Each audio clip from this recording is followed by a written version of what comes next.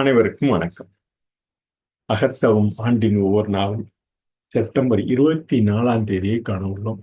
September 24 நாம் ஒரு சொல்லில் கூற வேண்டுமென்றால் நிதானனன் என்று கூறலாம். ஜேம்ஸ் ஆலன் தொகுத்து வகுத்த அந்த புக் ஆஃப் மெடிடேஷன் என்ற அந்த நூலிலிருந்து அகத்தவம் ஆண்டின் ஒவ்வொரு நாளும் என ஜூலை 1 இன்று செப்டம்பர் 24 வரை தொடர்ந்து பயின்று வருகிறோம்.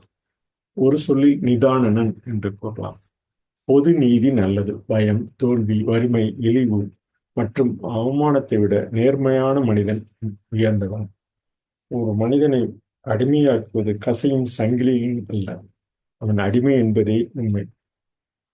அவதூறு, குற்றச்சாட்டு மற்றும் தீமை ஆகியவை நேர்மையான மனிதனை பாதிக்காது. அவனிடமிருந்து எந்த கசப்பான பதிலையும் கேட்க முடியாது. தன்னைத்தானே தற்காத்துக் கொண்டு அவன் குற்றமற்றவன் என்பதை நிரூபிக்க வேண்டிய அவசியமில்லை. குற்றமின்மையும் நேர்மையும் மட்டுமே முகமுறிவு முயற்சிக்கும் போதுமான பதில் சொல்லும் என கூறி ஜேம்ஸ் ஆலன் வகுத்த அந்த ஆங்கில பிரிவினை காண்போம். What he says on September 24th, deity, you can say in single word, direct effective integrity transfers here along. The great law good. A man of integrity is superior to fear, failure, poverty, and shame and disgrace. It is not the scourge and the chains which make a man a slave, but the fact that he is a slave.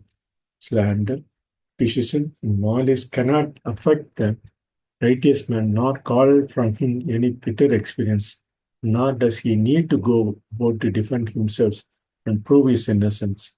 Innocence and integrity alone are sufficient answer to all that hatred may attempt. This I conclude September 24th Book of Meditations, what James Allen says on September 24th. ஒரு சொல்லில் September 24 நாம் தமிழில் கூற வேண்டும் என்றால் நிதானனன் என்று கூறி இந்த பதிவினை நிறைவு செய்கிறோம். நன்றி, வணக்கம்.